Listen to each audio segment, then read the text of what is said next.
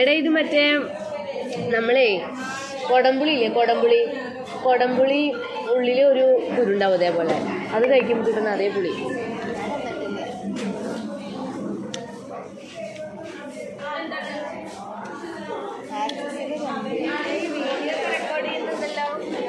YouTube masala ഇടാം, കുഴപ്പമില്ല. പക്ഷെ ഇടാ ചേച്ചി ഇടാട്ടോ. നോക്ക്